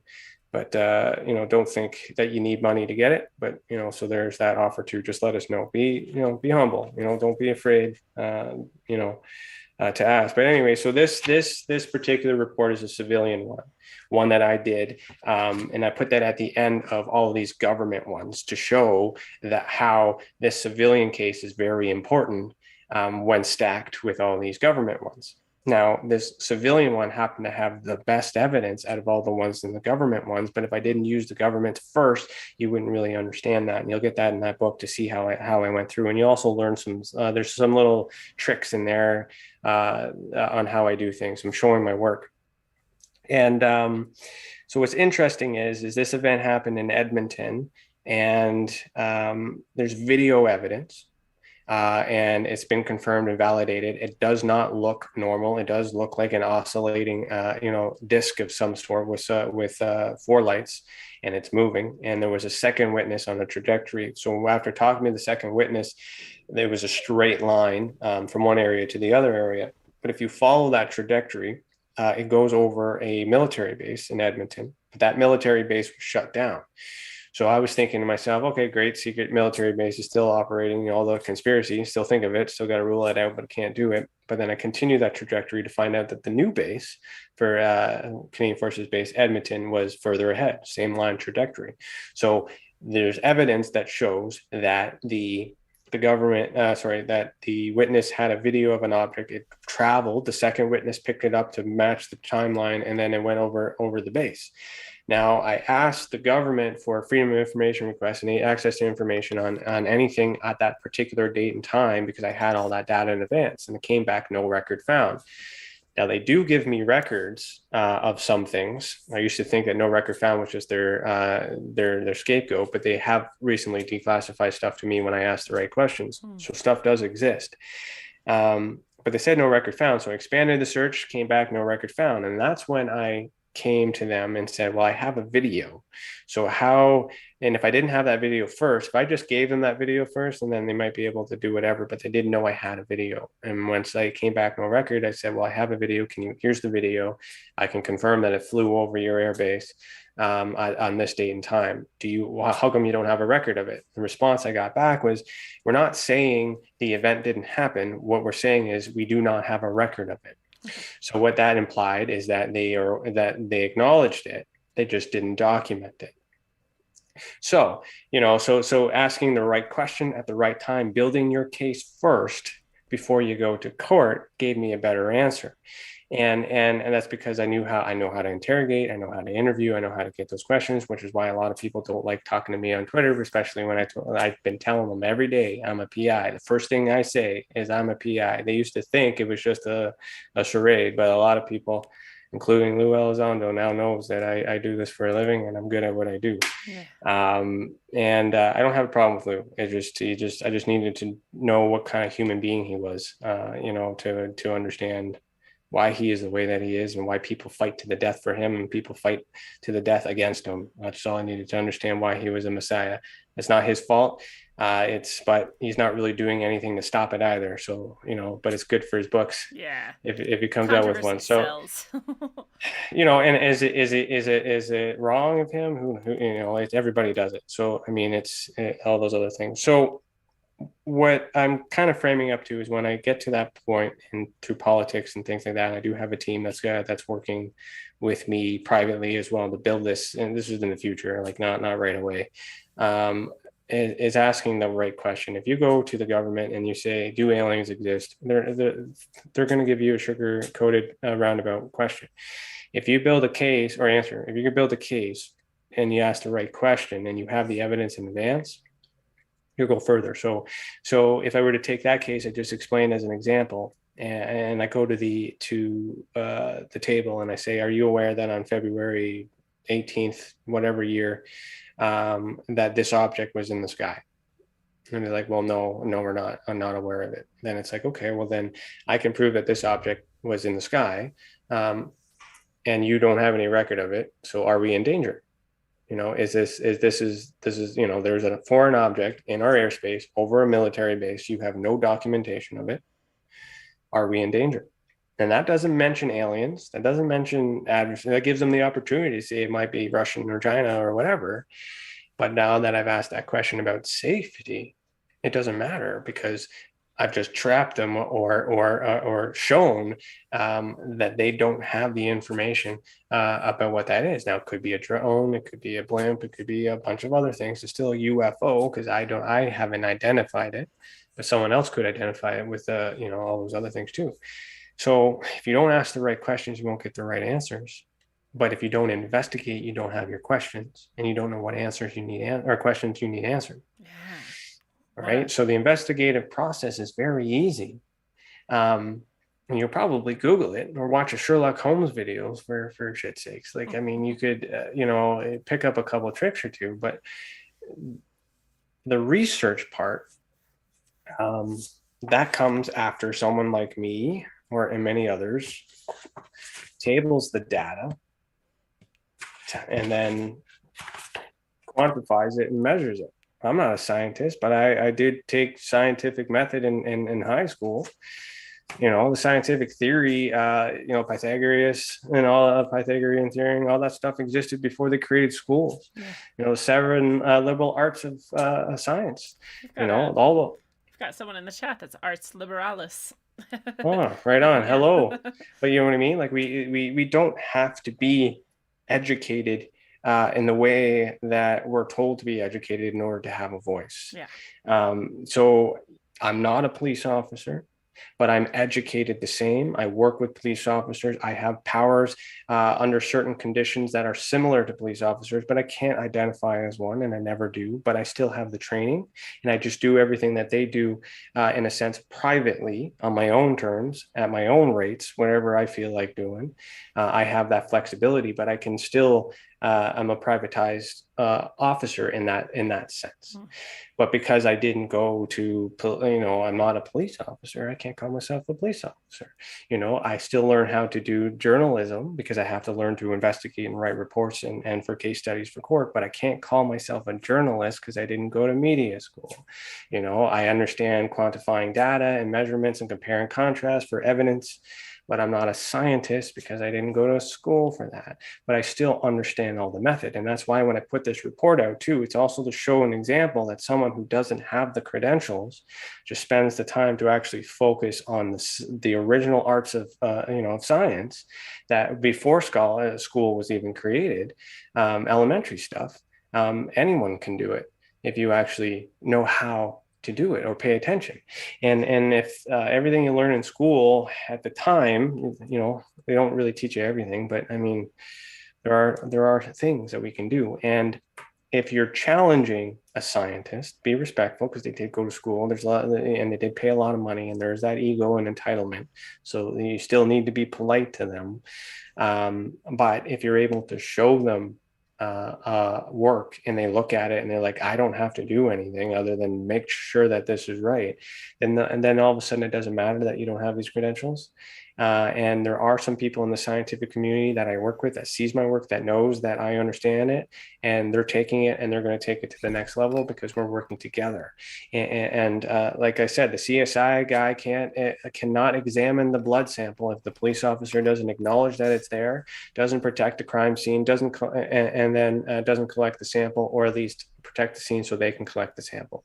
It starts with us. It starts with the experiencer. So what I'm trying to say is you don't have to be an investigator. You just need to know that there's one that knows a thing or two about what is missing and how to get you the answers.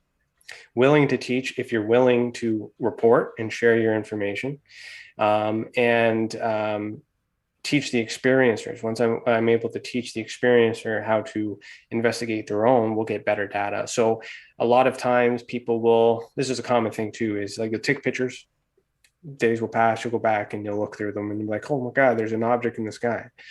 Right. And that happens a lot. And what you don't realize is, remember what happened in that time when you took it. You just notice this little light, and it's usually a lens refraction or a lens flare. But it's hard to believe that in the moment when you have all this hype.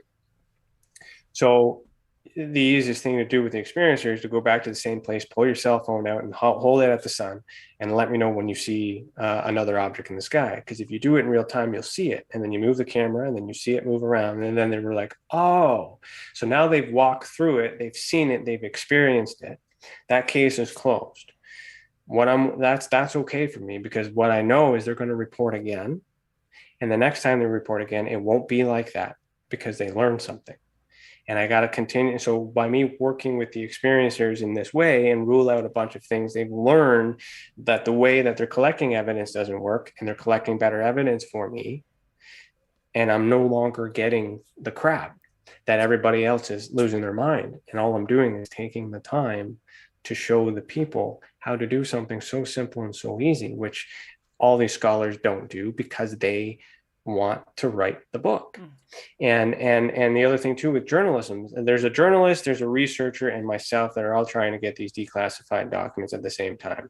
The journalist will get them before me, but he'll wait 3 months so he can write a story. The researcher will write a blog about it after a month or so, or actually he's writing a book about it. I release them the second I get them. And because I release them the second I get them, because I'm not writing a story, the journalist can't write their story anymore because it's not original, or they don't want to give me credit. And the same thing, and the researcher can't add it in their book anymore because they don't want to give me the credit. So there's already that stuff going on in the industry. And the point is getting that information out so the experiencer can, do what they need to do to move on. So the Experiencer Support Association is geared towards putting the experiencer first. And it's not just investigations. That's my forte. Like I said, but in order for me to understand what kind of help you need, what kind of resources, I know what resources are available. And I know examples of criteria that fit these markers. Because I de-escalate in the security. I also have a security company too, same company, but security division. So we de-escalate in the field as well. So I will connect you with the right people at the right time, and deal with the trauma if there's any.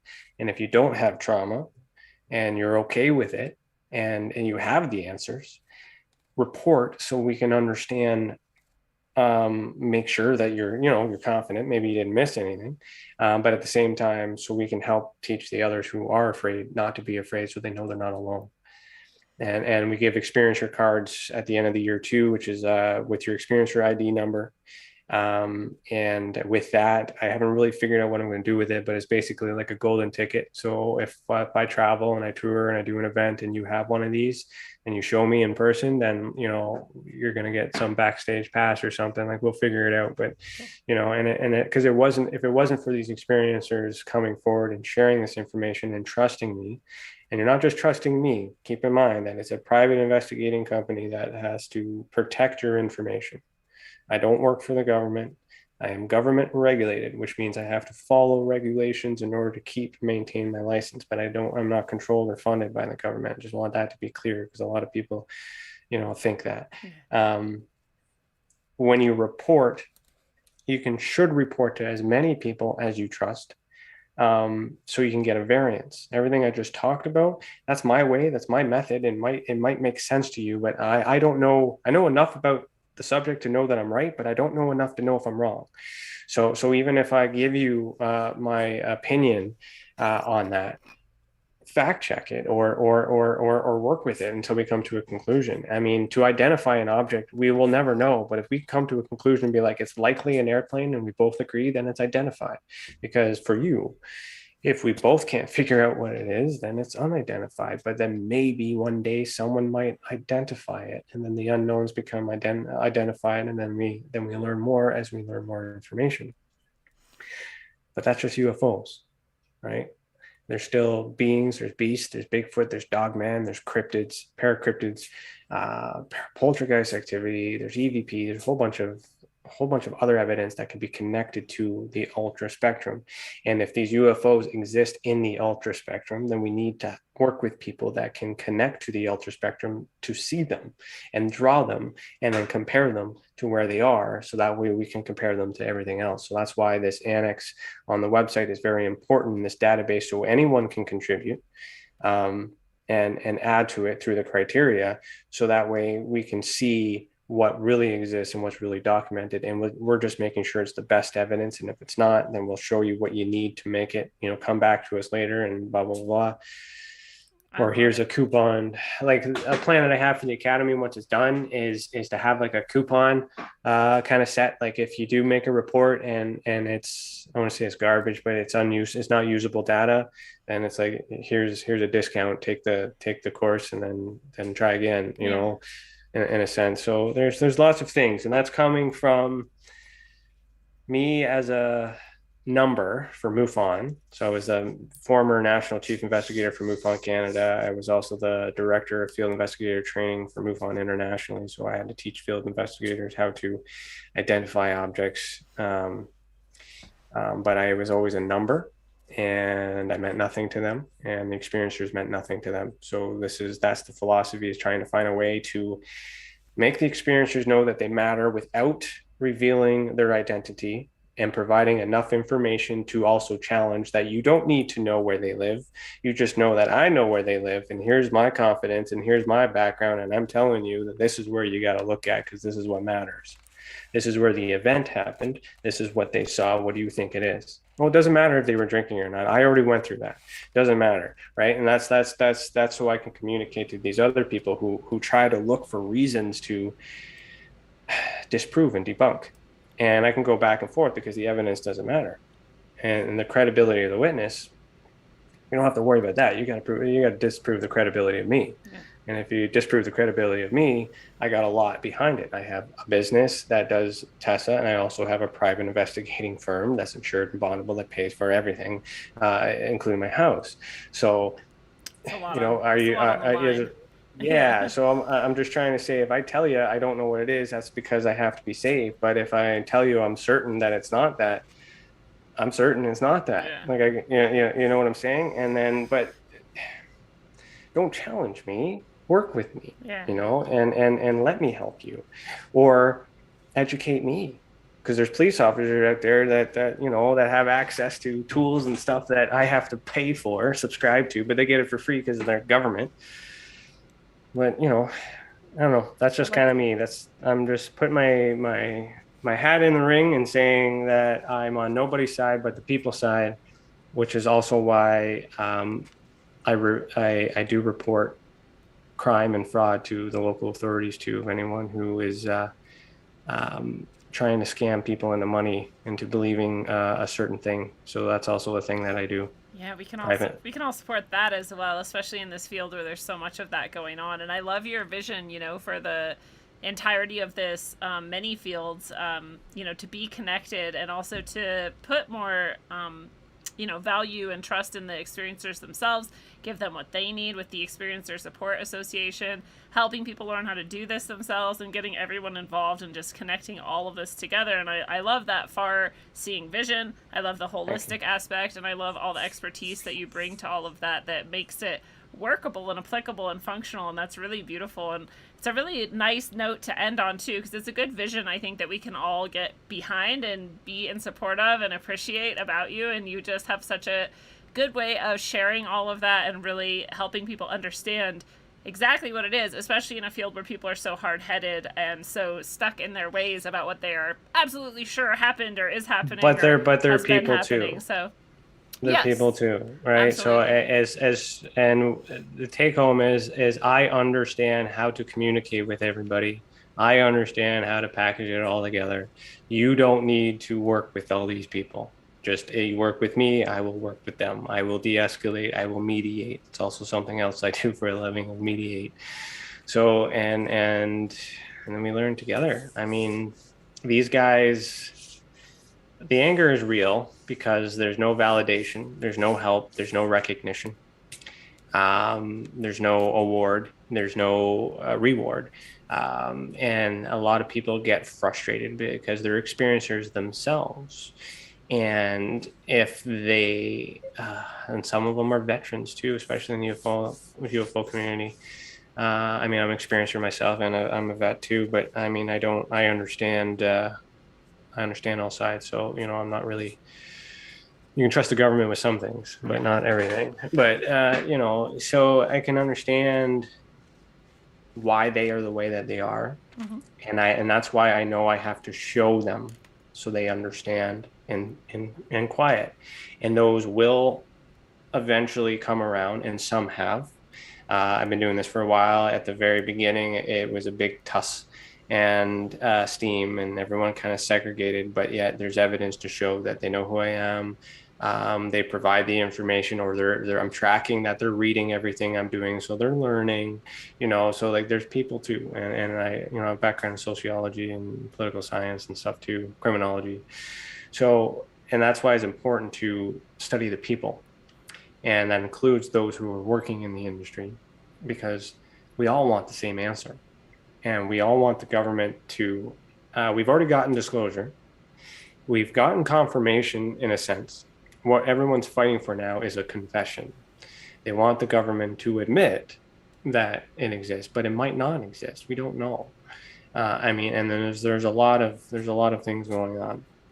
I would like them to take that energy and that anger and convert that into helping. And a lot of people help in a way that they think they are helping. And there are community members that will follow them and do whatever it is that they need to do because it helps them. But as an experiencer, don't forget that that experience is yours, and you get to choose who you give that to and who you share that with. And if you are capable of sharing it yourself, you should. But if you're afraid to, then you can start with us. And we also work on an experiencer program or an influencer program where we would help encourage you to do a circulation of podcasts to share your story or write a book after it's been investigated.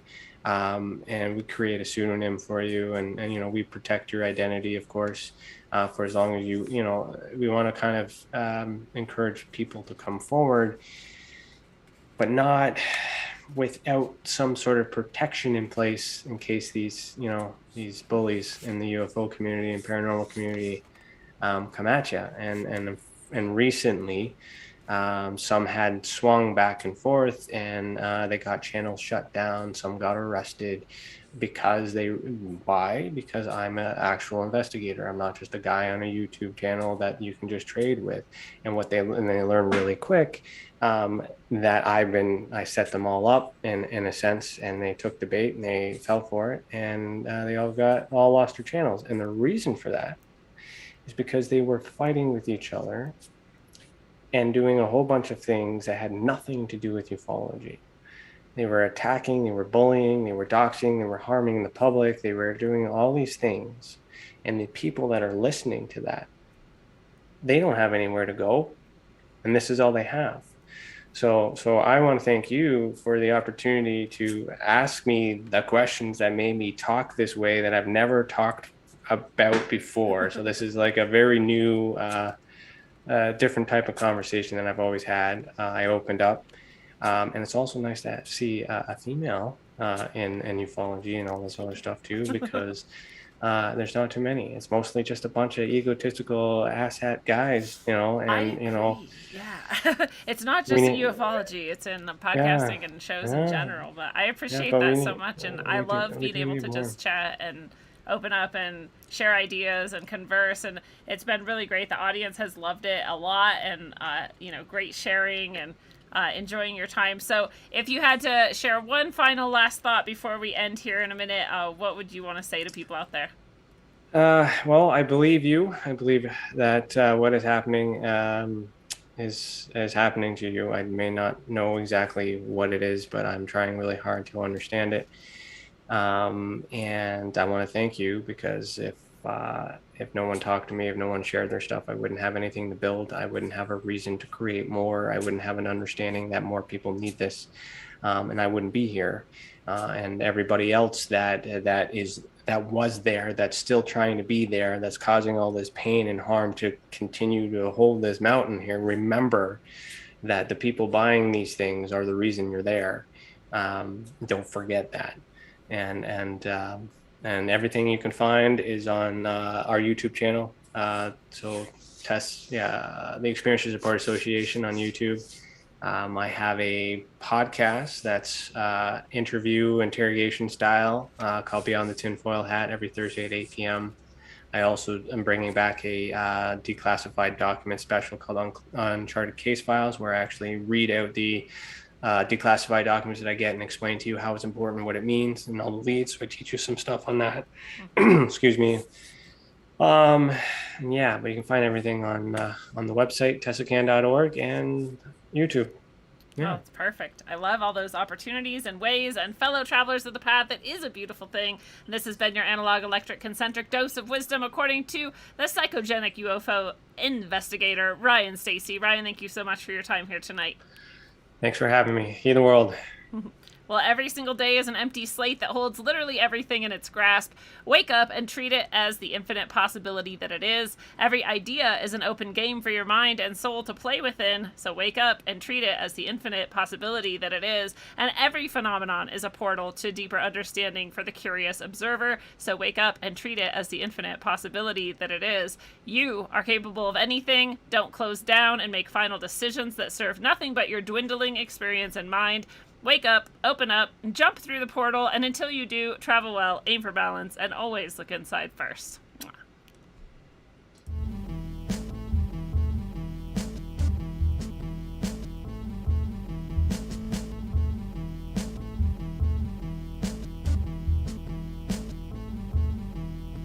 Nasty motherfuckers with a hook and a sickle. Brought to you, advertised. advertisement, bone-plated nickel. Fire rate, automatic smash from the get-go. Snack on the whack, fermented flesh disco. Abracadabra, archaic altars don't slabber. Hey, making jabbers with reality backwards. Hunting rap nerds, bodyguard collected actors. Munitions are famished, let them feast upon the dapper. Bloody bibs and muddy kicks, feasting on amygdalas. Iron fist, tyrant shit, APO will rip you up. The rhyme rainmaker, vein style backbreaker. Genghis Khan depleted uranium satellite lasers. Cloaked in anonymity, I know you never heard of me. No rusted tools used for Crowley style surgery. Dissect a whole set, God body. God taught me to dissect the whole body. When it gets sloppy, I'ma get there. Rhymes rare like steak, get crushed like crates to create 52 states. And it's Baghdad, dusted towels, no rags. Straight milk dash, dust to ash. Turbans while the niggas perkin'. It's on purpose, my service touches the sun's surface. And rainbows touch serpents. My light all night shines so bright. I'm a star for eons, Hollywood's for peons. Cause they try to copy the same shit we on. Hey, I ain't done yet. Lungs depleted and can't breathe, can't believe it. Trying to seek it while trying to peep it. It's a secret. Now you're nobody. Label somebody. Trying to claim John Gotti. It's yours truly, God body.